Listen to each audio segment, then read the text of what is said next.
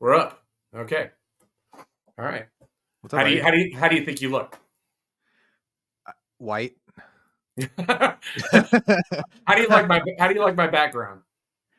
It's very you. It's exactly what I'd expect. The only thing I expected to see was like a shelf with all your Lego cars on it. Oh. Oh, okay. Yeah. Okay. Yeah. That's what I was waiting for. Hello, welcome to the Needed Discussion. My name is Eric Thomas, and today we're going to be talking about music with a good friend of mine, Sam. And we're going to talk about music and let the conversation go wherever it goes. Whatever pops into my head, whatever pops into his head, that's what we're going to talk about. So, Sam, go ahead and tell us about you, who you are. You're a musician. Just kind of entertain us with who you are. My name's Sam Nakagawara. I play for a band called Safe Haven. I've played for several other bands over the years. I've been playing drums since I was 14, over half my life now. Spent a handful of years doing audio production, dealing with live shows, logistics. Done some road work, not a ton, but music has completely and utterly taken over my life. So that's been my primary pursuit for since I was a child.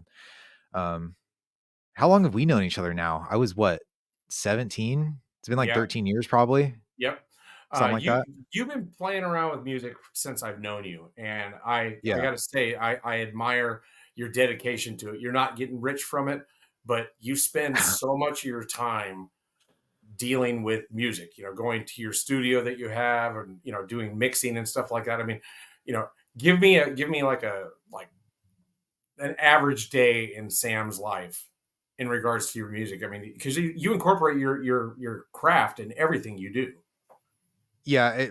Pretty much, it's one of those things that like my whole life is just been oriented towards doing this, whatever that means. And I play drums for a band, obviously, but I enjoy singing just like every other musician. It's fun. It's a fun thing to do. So, um, like through the week, I'll kind of just split up the days depending on what I have going on. So, like Safe Haven right now, we're demoing out our next couple of songs. We got, things we're trying to get into the studio. I'm doing all the tracking and recording in house, but if we have a show coming up, we got to build the live session. So we're going to figure out how the set list is going to work. We're using the live rig to amp like backtracks and stuff like that. I'm putting all that stuff together. If we're working on formatting for material, even if I'm just simply I need to practice my instrument more than I have been. Obviously, that's a big deal. Recently, we've been working on, or I've been working on with some friends, like just some covers for fun, just to try to expand, what I'm doing. If you can learn as much as you want, but if you don't apply it, you don't know if it works. You don't really Well, know if you know something. it sounds like these days you don't need a label anymore. Given the No. fact that you could record your own music, you can mix your own music, you can promote your own music online. Social media is a huge part of the music industry now, and you don't need Atlantic Records anymore. Is basically what it comes down to. Need? No. Does it help? Obviously, yes, but that's the thing. It's a very short roster for a very big market of bands. And so like because the music industry has been more saturated, there are things more accessible. You can do everything at home. It's accessible to do it. So there isn't just one simple way to do it like there used to be. You don't need the record label to do anything successful. That's true. Obviously having all the contacts and the people who have the know-how and the skill connections, they have the experience. Obviously all of that's totally going to help, but it is a shortening list of bands they can put on any roster because you have to spend money on all of them. So you're sitting in your studio right now, right? Yeah. Okay, Yep. so you have to rent out the studio. You got all your equipment in there. This is a huge expense, I would imagine. Yes. Um, so we practice out of Sac Rehearsal Studios. There's two of these buildings in Sacramento where it's just a giant warehouse converted into hallways with rooms. For this room, I think it's 11 by 20 or 11 by 21 or something like that. And it's like just over $500 a month, but you have 24-hour access. You can pretty much do like play whatever you want in here all the time. Um, so as far as accessibility and not having to worry about your neighbors, it's the right way to go. Do you find the sound from other studios bleeding into that room?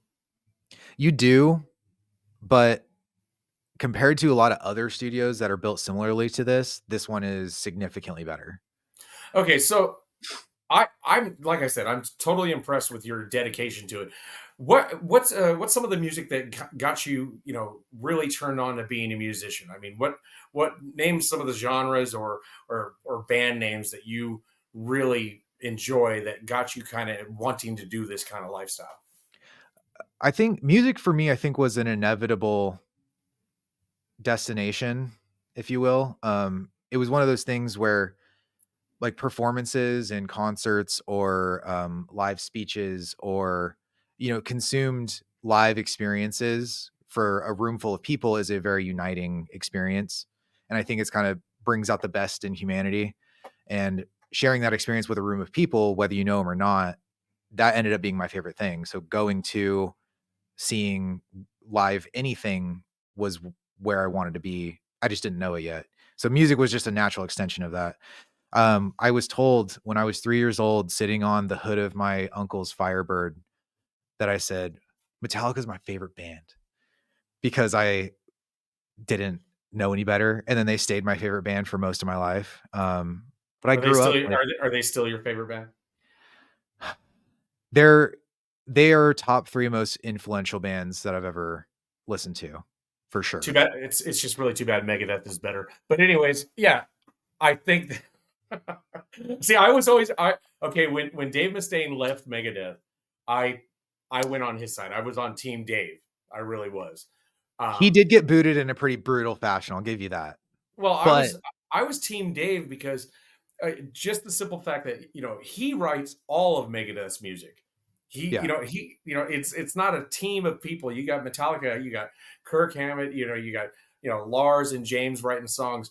Dave Mustaine, I guess you could say, I feel like he's more of a creative force than the individuals of Metallica. To my understanding, Metallica was more collaborative. Like there are songs on certain records that Lars wrote, quote unquote. However, however we want to frame that. And I do like Megadeth, to be clear. That this is not a Megadeth hate campaign, but the for this style, there were elements that Metallica presented that Megadeth didn't in the same way. And as a drummer, it was specifically with how the drums were presented. Um, it's not like I think Lars Ulrich is the greatest drummer ever, but the guy can write, and he kept that band together through some tough years. Yeah. So being tenacious and at least being original, like those are all things that really resonated for me. Well, I mean, okay, so music comes in different forms and everything like that, and I really enjoy music. I like metal. I like rap music. I like country music a little bit, only a little bit. I like R&B music. I mean, I'm all over the place. I mean, if you were to look through my YouTube channel and see, oh, what kind of music does Eric listen to, you'd be like, hey, this guy's schizophrenic. He doesn't know what he really likes. But I just really enjoy music in general. Specifically, Metallica, and metal is a form. Would you say it's still considered a form of rock and roll? Would you say metal is a form of rock and roll? I think it's one of the earlier branches of rock and roll, but rock and roll branches off of blues to a certain degree. So it's like Yes. if you take it back far enough, you still end up at the trunk of the tree kind of thing. I think metal is a very large branch of the tree that has splintered off in tons of different directions. But What yeah, do I you mean, think? I think they're related. What do you think of new metal, specifically like Korn and Limp Bizkit, that whole era? What do you think of new metal? Dude, I grew up when that stuff came out. That was, I mean, we just learned a Linkin Park cover for this nostalgia sake. Nice. Um, just because we're like, yeah, this totally resonates with like it's 20 years old now. They're not out playing it all the time. People would love to hear the song. So if we can do a good job, it'd be a great thing.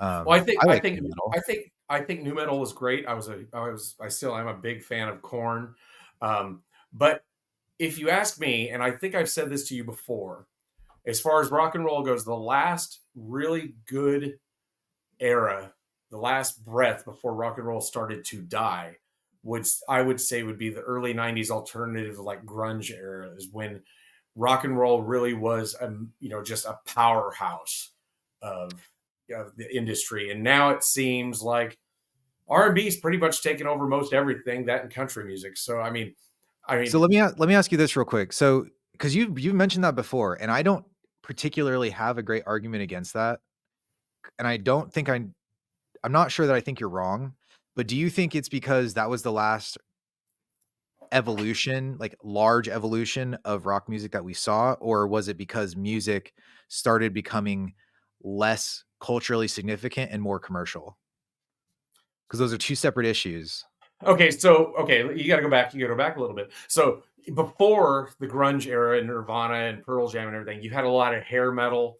I mean, of course, you still had your Iron Maidens back in the day. Metallica was around.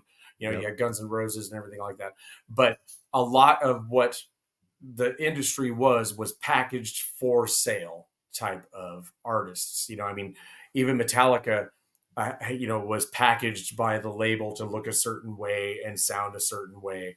The hair metal things like Poison and White Snake and everything like that was obviously manufactured by the industry. Whereas when you got to the Seattle sound, the northwest sound or whatever like that, it became more raw. And when I say raw, is I like music that sounds raw. That it sounds like it's from the heart. It's not so manicured and everything, because I think that's the essence of rock and roll, is that raw creative power, not manicured for the masses. And I think that's what that era seemed to really resonate with me, back in the day. Am I making any sense? I mean, I'm trying to make this No, make I'm sense. no, I'm with you. This is something that I saw even since I was young, because I was born in '93, and then I just grew up in a musical household. We just always had it around. And it seemed to me as a kid, even through the 2000s, music was more culturally significant in the sense that it shaped culture more directly. And I assume this is probably me romanticizing, but it seems like the 80s were like that as well. Like the music that was out, that was prevalent, had a massive hand in shaping culture. Now, it doesn't quite feel the same. And I don't know if it's an oversaturation thing or if it's just we have such a short attention span, so everything that we hear is actually just a product. Not everything, but like most things we hear is just a product now, so it is less soulful. I don't know. I don't know what it is, but I Well, don't think you're wrong. you just mentioned the attention span is so small and everything like that. You haven't had a song break out and be a huge hit across the No, country yet. Okay, but no. I heard this one video essay not that long ago talking about the music scene, and it was talking about how you got to be careful on getting big too quick in today's climate. So, like, if you make a song that is just absolutely amazing and everybody likes it, it just blows up. That might be a death sentence for your career, because then it's going to be really hard to follow up a massive hit. Like Yeah, if Nirvana's first song ever made was "Smells Like Teen Spirit" and it blew up the way it did, everything else is going to be less than, I guess, right. in today's climate. Yeah, because I you're mean, gonna be like, oh, you're the this song title band. It's like you're kind of boxing yourself in to be a one hit wonder on accident, kind of. and how do you stop that though? Because if the masses are so, they have this attention problem. They watch TikTok all day long, and the videos are all of maybe 10 seconds and everything like that. That it moves on to the next thing and moves on to the next thing. I mean, how do you resonate uh, within that kind of environment and stay relevant? I mean, how would you theorize that? I mean, you're still trying to make it big. I'm sure you want to make it big. What's your theory on that? What's a way to stay relevant? I I don't know that I have like a correct answer to No, you're the just a attention theory. problem, but the only thing I tell my guys all the time is there has to be something bigger than us that we are serving, because otherwise we're not doing music to do music, we're doing music to create a product. And if we want to do music in like an honest, soulful, genuine way, we have to stay honest and soulful and grateful for the things that we do. So, if there's if there's something that we absolutely do not believe in that's happening, we don't support it. We don't jump on the bandwagon or like try to be friends with this person. If we don't think you're a good person, we don't interact, or we allow you to do what you're doing on your side of the fence. We just don't, we try to only support the things that we really believe in. And when we do believe in it, we try really hard to support it. With that being said, music, and again, uneducated guess, but I think music was created and practiced because it brought people together.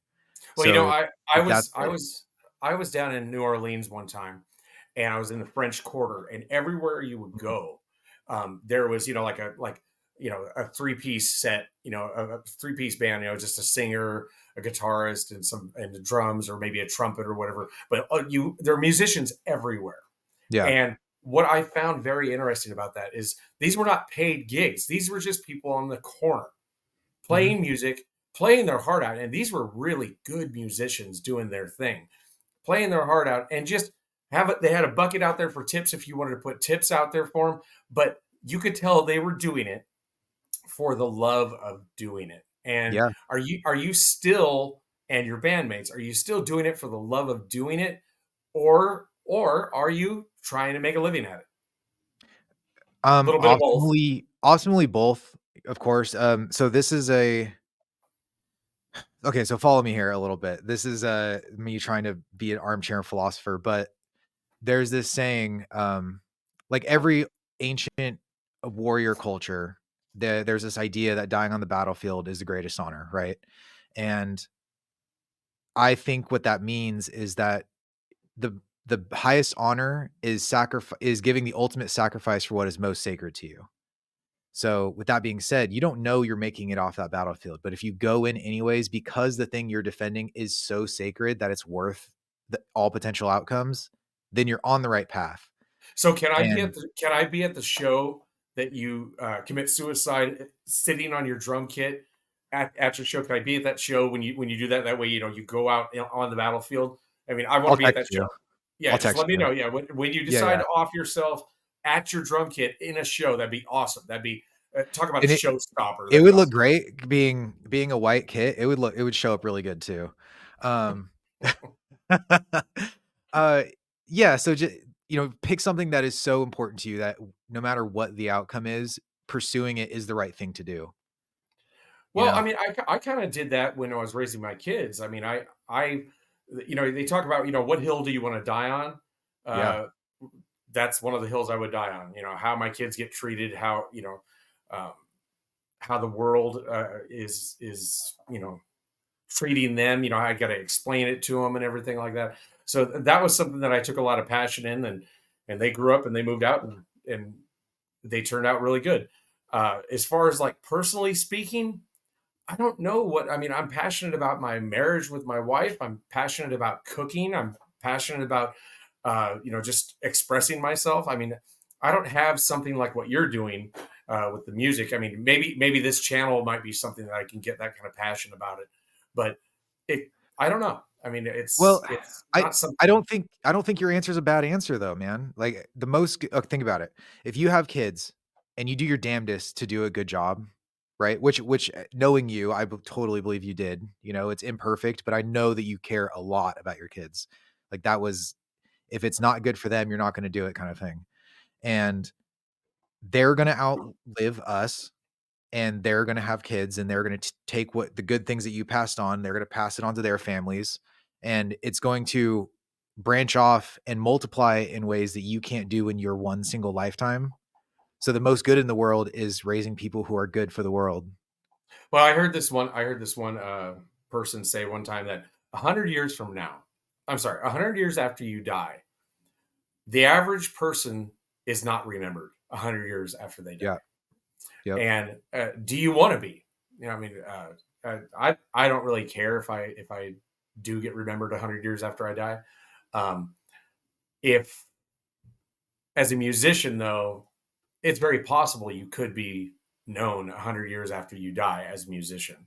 Are you trying to feed into some like attention getting? Are you insecure? You need that validation. Is that why you're a musician? Dude, honestly, I don't like most musicians. It's like it's this weird juxtaposition, especially drummers are the worst.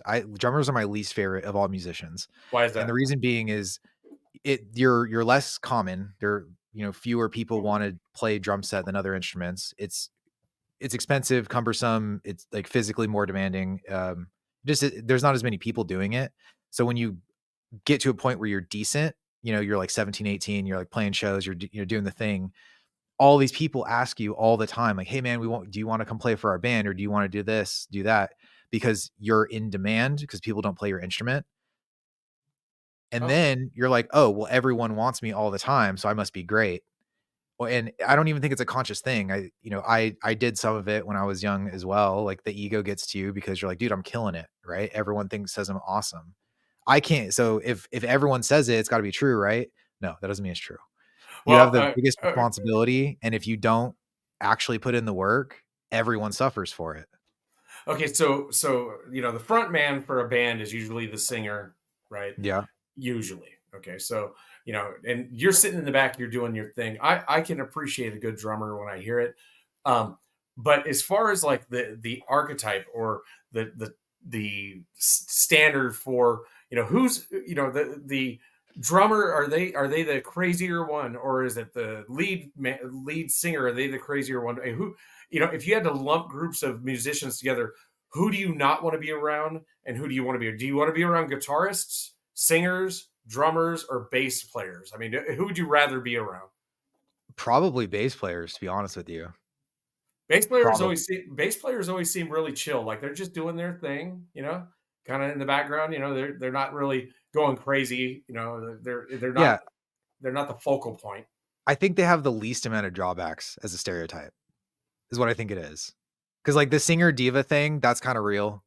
The guitar player, like you just walk around like he's the shit because it's like, oh, I wrote the song and all just think about it, dude. Any lead guitar player you've ever seen, stereotype's totally real. Drummers, typically, they know not a damn thing about music. They don't know like how to tune their drums. They don't know how to like they don't understand song structure. They kind of just do what they're told. Like the whole caveman stereotype, totally real. Um, Bass players, they kind of have to know all of it because they're the bridge between the guitar and the drums. You're playing a guitar, but you're playing in the rhythm section with the drums. So typically Well, they tend to learn both. I heard. I have a guitarist friend of mine. She was telling me that in general, the rest of the band kind of plays off of the bass player. They're more important than a lot of people believe. A They're lot of definitely more important than a lot of people understand, for sure. Yeah, Because that's what makes it feel good. It can sound good, but when you're tapping your foot, that's the drum and bass. That's the rhythm section. Like when you're tapping your foot, bobbing your head, when people headbang, you're doing it to the drums and the bass because that's what you feel, you know? right. Well, the culture of being a musician also. I just talked about who's the guys you want to hang out with. I mean, you got a whole culture of musicians hanging out. You got that studio warehouse that you're sitting in right there. Tell me a little bit about how you feel about the culture of metal. Just a little bit, or tell me a lot. I don't care. Like What the as a general? whole, Yeah. locally, like what scope are we going for? Okay, locally. Just how about locally first? Locally is interesting because it is kind of a small world. Well, I don't know that it would be different if it was any other genre. I've only ever really been in rock and metal, so I don't know outside of, that sphere, I guess. Um, but you kind of end up knowing everybody because it tends to be pretty small. And the people who go to shows are always at shows. You see the same people all the time, which isn't a bad thing, but it's one of those issues where not everyone grows up. And I'm guilty of some of this as well. But once you kind of find your people, like this is my tribe, this is my village, you kind of, I think the best thing to do is take care of the people who deserve it, right? So Okay, you hang okay, out in your okay. Wait, wait. Now, circle. what I'm really getting at is the drugs and the debauchery. That's what I Well, want to hear about. so everything that you think happens backstage at some point happens backstage. Um, I've you know this, but I've never drank, I've never smoked. The hardest drug I've ever done was like probably allergy medicine. Um, when I got I didn't even take Vicodin when I got my wisdom teeth pulled, but I stay away from all of it. But yeah, I was backstage at Ace of Spades downtown one time, and I just remember having a conversation with someone and we're in the bathroom behind the green room or something like that, and they're just, setting up little lines on the counter, and then they're like, "Oh yeah, man, you remember that one that what how does that one song go? It goes the yeah, it's the verse chorus, then the second chorus is double like, and that was just the conversation. Just no one paused, and Nice. that kinda blew my mind a little bit, but Hey, does being a musician help you with romantically? Help you with the chicks? dude, Honestly, I'm gonna tell you right now, being in a band has never done a damn thing as far as women go. Like, for for me you, for for me you, for or me, for for people? sure. No, for Okay. me, that's just been my anecdotal experience. I'm sure it helps certain people sometimes. Being tattooed has done way more for me than being a drummer, for damn sure. So, If you want the girls, get the tattoos, right? yeah, no, it's a thing. It is a thing. I don't know why, I don't know how it works, but it's consistent. Well, I mean, as far as cultural goes, cultural problems and everything like that, the drugs is obviously a cultural problem in musicianship. But if you ask me, if it wasn't for amphetamines, speed metal never would have been born. That's Yeah, my opinion. probably. I don't know I how mean, they afforded it in the first place. Well, maybe it used to be cheap, I don't know. But I don't know how you play music and afford drugs. Like, I don't get okay, it. I could shed a little light on that because I Alright, knew a lot. alright. I knew back in the day, I knew a lot of musician friends that did a lot of drugs.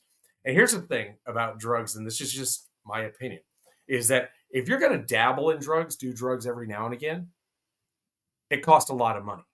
But if you're going to be on drugs, you're in a culture where everybody is feeding into this, and you're just doing drugs because you're around someone who has the drugs, and it's especially like Uh, with like methamphetamines and everything like that. I knew this one guy that he said point blank, if you're going to do dope, if you're going to do methamphetamines and just be devoted to it, you get it for free all the time. It's when you dabble in it, it costs money. So, as far as being a musician doing dope, not a good idea. But hey, if was Master of Puppets?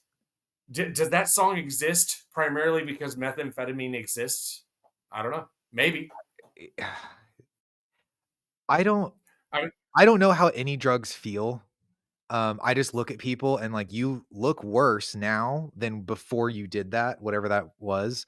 But subjectively, I think meth makes the most sense to me short term. And the reason oh, being it makes is sense. Okay. because could you imagine how much shit you can get done if you didn't have to sleep?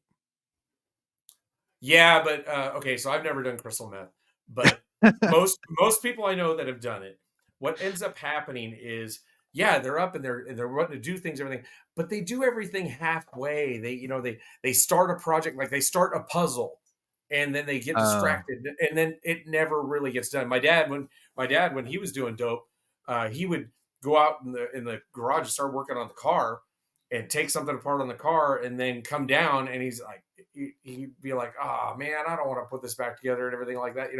That it, yeah, you do a lot of stuff when you're doing dope, but I don't think you do it very efficiently. That's what I'm guessing. okay. So does it like become an attention issue as well? Is that part of it? Oh, I'd I'm imagine it's I'm a lot like super ADD or something like that, probably. okay. Yeah, I'm showing my ignorance right now. I have no idea. Well, I have drank, I've smoked weed, and that's it. As far as substance abuse or substance Mhm. use, that's all I've ever done. I can't imagine being awake more than I already am. I I I I don't sleep for more than 3 or 4 hours at a time. I can't imagine being awake any more than I already am. So amphetamines would be out. As far as like hallucinogenics and everything like that, I guess that sounds cool. Like, oh, I get to experience something I've never experienced before. It's sort of like being on a roller coaster. But I've always been afraid that I would never come back, and the whole world is like living in Toontown forever. Yeah, Yeah. I Yeah. don't know. I couldn't do it. As far as like doing cocaine, I guess cocaine is one of those things that gets you high, but it doesn't last a very long time. So yeah, talk about money. You got to keep spending money on cocaine. So yeah, no, I'm good. I don't need any of that. I think I'm pretty hyper as it is. People usually describe me as the ADD boy of the year, just by how much my mind races all the time. I mean, Yeah. the reason why I don't sleep very well is because my mind is racing like constantly. I, go from subject to subject in my head all the time, and it's not a fun thing. I can't imagine being on a substance that's going to enhance that. Oh, It'd be yeah. No, terrible. you're a spaz for sure. Yeah, You got that built in. I mean, yeah. and it's like, you're not dumb usually. Um, like, you No, just not usually. yeah, you're just going quicker than the rest of us a lot of times, man, you know?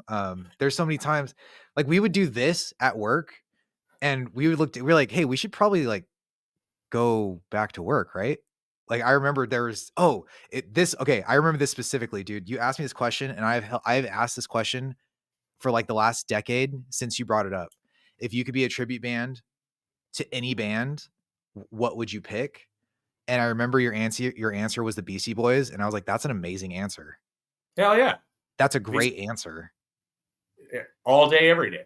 That'd be so fun. Yeah. Uh, Everyone would ar- love that." Arguably, the Beastie Boys probably did more for rap and hip hop than any other artist have ever has. That's bold. And and I can explain why. Is the Beastie Boys were good. They're very good. But what they did is they opened up the middle of the country to hip hop. When hip hop before the Beastie Boys was kind of like an East Coast thing and a little bit on the West Coast, but the general middle America didn't really know too much about hip hop before the Beastie Boys. So that's why I say they you could pretty much say they're probably the biggest influence on hip hop and rap becoming mainstream over any other artist. How much do you think we should attribute to, the accessibility of radio during that same time? The Because I have accessibility of radio. well, like, because radio was around, but it wasn't like Metallica was on the radio when they came out, you know? Well, yeah, okay. So because I'm the old guy, I remember back when they started playing like heavy metal on the radio. They would I remember the first time I heard uh, Iron Maiden, Number of the Beast. I heard Okay. it on this local station. They only played it late at night after kids were in bed, and because they were afraid that it was going to have a bad influence on culture and everything like that. I think that what ended up happening as time went on, and you had Metallica, or you had metal getting more and more popular. I think it was just a matter of time before the radio stations had to cave because that's what the populace wanted. When It, do you think that shift happened? I mean, if you had to oh, guess. I would say towards the end of the '80s is when, as far as metal goes, I mean, there was hair metal, there was glam metal and everything Yeah. like that before that. But as far as metal goes, towards the end of the '80s, that's when you started seeing heavier music in the mainstream and being played on the radio. You started seeing more videos on MTV with bands like Metallica, Faith No More. I think Faith No More is Mm. probably the earliest example of new metal, um, and I think that in general it was right around that era, is right towards the end of the '80s. And Beastie Boys, they were early 90s when they, like, kinda broke out, right? No, no, no, no, no, no, no. They 87 or '86 is when the License to Ill came out, and Really? so Okay. oh yeah, they were, yeah. Unless I'm very wrong, it was like around '87 or '86, and they came out with you know No Sleep Till Brooklyn, and you know all those songs off of License to Ill were just huge, at least to me and to everybody I knew. It was Man, really okay. really big. I guess my But timeline was kinda off there. Yeah, that's yeah, yeah. interesting, though. But no, I think that as far as how music affects culture, I okay. You think about this. Um, we just heard about Puff Daddy getting in trouble with the law. Everybody's heard about this, right? Supposedly blackmail schemes and everything like that, and people are talking about this. And Mm. but objectively speaking, who cares about Puff Daddy? Why do we why do we care so much about these artists? It's sort of like when Tommy Lee was beating the crap out of Pam Anderson, made the news and everything like that. Hell, down the street, there's probably some guy beating up his wife right now. We don't care about them, but for some reason, if it's a celebrity, we sit around and worry about it. So it is something that we do worry about celebrities entirely too much, in my view. It's at the end of the day, they're just people like me and you. It just makes for entertainment, Can and I speculate on that? So yeah. I think for someone who's a fan, I think it's obvious you're gonna take it more personally if you hear about, someone that you're a fan of or you support doing something reprehensible, because if you're a fan of something, it becomes part of how you express yourself. Like, you put this kind of music on at home, that's part of what you do, that's part of your identity to a degree, Mhm. and because it becomes very personal, when they fuck up, now it's, well, now I feel like you kind of betrayed the thing that I believed in here. 'Cause Well, like, okay, yeah, okay, like, okay, okay. I'll bring him up. Michael Jackson. I love Michael Jackson's yeah, music. I grew uh-huh, up with Michael Jackson's music. Um, he was a weirdo to me, and all the allegations with the kids and everything like that was never proven. But I mean, I do think that he was a weirdo when it came to kids, even if he never molested the kids. The fact that he would have little kids come over and sleep with him in the bed because he just loved children was weird. Okay, so I'm conflicted when it comes to Michael Jackson because I love his music. No matter what, when I put on Thriller or when I'm listening to Rock with You or whatever like that, I always enjoy his music. And then there's something that pops into my head, goes, but he's a fucking child molester, perhaps. And yeah. why are you supporting this man? He's a weirdo. I'm conflicted by that. I wasn't as big a fan of R. Kelly, so when it came out that he liked to pee on little girls, it didn't bother me in the least because I wasn't a real big fan of his. So I guess it really does come down to whether or not you care about their art or their music. Right, right. Yeah, I remember actually when Michael Jackson died, it was the morning of my birthday, and I woke Happy up, and happy birthday. I turned the TV on, I was like, "Huh, that's pretty crazy."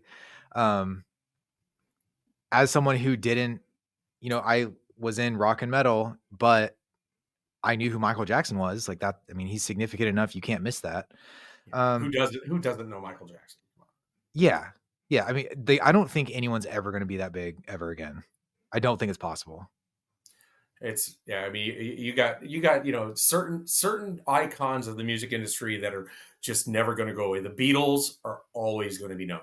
Yeah, Everybody's always going to know the Beatles. I think the Rolling Stones are a close second to the Beatles as far as R&B goes. You can't get much bigger than Michael Jackson. Um, yeah. there's we could go on, but there are some artists that just are forever going to be in the spotlight for good Yeah, reason. I mean, for good reason. They're honestly good musicians. I mean, how many good songs can Paul McCartney and John Lennon write? How many? I mean, they wrote so many songs that were actually good songs. I mean, did God bless them more than they blessed you as a musician? I mean, they say all men are created equal. I tend to disagree with that. I yeah. mean, how did they make such good music? Why did God make those two people, John Lennon and Paul McCartney, be so good at writing music when I can't sit down and write a lick of music at all? Yeah, that's just not fair. I talk about this in regards to a lot of different celebrities. Like my wife is a big Justin Timberlake fan. She thinks he's good looking, he can dance, he can sing, he can act. Guarantee he could probably take the average man's wife just like that because he's just like all these different threats. All men are created equal. No, that's not true. That's not true. It's a see, and that's an interesting thing because, um, so anytime like this is a hard thing as a musician, or maybe, I mean, this could just be a me problem too, but you compare a lot. Like, I think anytime anyone's pursuing anything to any serious degree, they're comparing to who else is doing it. And I'm thinking, oh man, like I know this guy, he's a local boy, his name's Josh Miller. He's played for so many huge bands. His current, as far as I understand, his current main project is called Darko, and it's him writing it, basically writing everything, and how he brought a vocalist in from another band. But they're massive, just like incredible in their genre. And I'm like, dude, I know he's younger than me, and he is multitudes better at every instrument. Oh But yeah. Well, Yeah, and that's the thing. Like, I'm a huge fan of Prince. Right, rest in peace. I'm a huge Yeah. fan of Yep. Prince. Prince knew how to do everything in the studio. He knew how to play every single instrument in there. He knew how to do all the mixing boards and all the everything about the music industry. He knew how to do, and he didn't even need anybody else. He could. A lot of his albums was just him going in the studio and making it. How So, but impressive is then that? it's amazing. It's insane. But hypothetically, what if he just doesn't know a damn thing about how to cook an egg? You know, like maybe there's some other deficit in his life that's like a pretty glaring fault that we just don't see, you know? Um, So Prince, he can make five albums inside of 6 months, but he burns Top Ramen like it's the thing to do. Is what you're saying? we don't know. Maybe that's the thing. It's hard to, you can't, well, you can compare. I think I practice trying not to compare because I don't know how else they're investing their time, right? Like my car can break down. I can fix my car. I've built cars before. I've spent time learning how to do that. And, that's like a skill or certain skills I've picked up. Right. But, I don't have any platinum records, you know? Yeah, So, yeah. like, where's the trade-off, you know what I mean? Or, like, maybe they're an amazing musician and they can make the single best album that year, but they are not close with any friends or family at all, like, they're just lonely every day. Is it worth it now? I don't know. Well, I mean, uh, we talked about Dave Mustaine earlier. How much I enjoy his music and Mm. how much I really think he's a great musician. But socially speaking, the reason why he got kicked out of Metallica is because he was an asshole. So They probably all regardless, were. yeah, but They yeah, they probably all were, you know? yeah. But I, like I said, fascinated by your journey. I sure hope that you start making a living at this. That way you don't have to work your 9 to 5 job. I mean, you have a Same. regular job, right? I mean, you Yeah, you yeah. you deliver packages for a living. Um, so between working a 40-hour a week job, maybe 45 to 50 hours a week, and all the time you put into your music and everything like that. And then you try and have a social life and everything. How do you find all the time, or is it just like a big juggling act all the time? I mean, it's got to be confusing as hell. I mean, I feel like it's probably the same issue that everyone runs into, right? We're always fighting to get our time back. We're always trying to, like, maximize how efficient we are so we can do more stuff. Um, I think it just comes down to you have to really decide what's important to you. That's what it is. It's not like there's a phrase, if they wanted to, they would. It's not necessarily true. Like I would love to import a skyline from Japan, but am I doing anything on the daily basis to make that happen? No. So do I really care? No. You just have to find your bar for caring and then just figure out what you put above that bar and what goes below. Trying to Yeah, stay active, trying to read, trying to eat well, trying to have a social life, trying to date, doing music, making sure you like do your laundry, like we still have to do all that stuff. And being a parent, that's a huge job. or just sleeping for that matter. Yeah, Sleeping, that yep. just that much. Yeah, But because there are nights that you know what it's like, man, you work on something and you get on a roll and you're like, well, it's going, like I'm making progress. And you look at the time, you're like, I should have been in bed an hour ago, but I also want to finish this. So, you keep going until it's done. And then that night you're like, well, I got 4 hours last night, but I got it done. So yeah, where's the trade-off? yeah. If you're enjoying what you're doing, like I I'm a child. I like playing with Legos. The other day I got this Dude, same. two that I got this 2,000 piece. It's an old West saloon Lego set, and I go in my little room there. I'm sitting there playing with it, and before I even knew it, it was 11:30 at night. And I like to go to bed around 9:30 because I'm an old man now. But it was like 11:30 at night, and I was still playing with it. I was like, oh, okay, So I mean, I guess that's probably how you feel all the time. It's like, well, you just seem to make that time happen for you. I mean, we're all just doing the best we can anyways. Yeah, whether it's like you're going out with your friends, you're building a Lego set, which I also do, to be very clear. I do that quite often. Um, or you're working on the music, or like I'm making sure I hit my push-up mark for the week kind of thing, like all of that. Just you just got to sit down and do the things you have to do. Um, Well, sometimes it's Friday night, you go out with your friends, and you're like, dude, it's like 2 o'clock in the morning, but you had a great time. well, yeah. I mean, that's after you've done a ton of crystal meth that you start realizing that. But yeah, Well, at two um, o'clock, you're not even worried about it yet, yeah, I know, right? right? It's like you think the 8 ball is going to last you the entire weekend, but it never really does. It never does. Is it Anyways, anyways, okay? Okay, again, to show my ignorance, is that like why is it called that? an 8 ball. Yeah. Uh, it's just a measurement in drug culture. It's like it's like, okay, I want to buy an 8 ball of Is it like a crank or something. standard wad of drugs? Is that Honestly, I'm just as ignorant as you. I just know that there's something called an 8 ball of drugs, yeah, and okay. it's a measurement of some sort. Uh, but anyways, Yeah. that really sounds bad. But no, I mean, if I'm a little bit upset with you. You still have not gotten me into one of your shows yet. I want to go to one of your shows. We're playing on June 1st at this place called The Ramp in Sacramento. Okay. I'll send you I'll text you all the Yeah. stuff for Text it. me We're all the. playing I want to throw bananas at you while you're trying to play the drums. I think that would be awesome. That Is would that be okay? hilarious.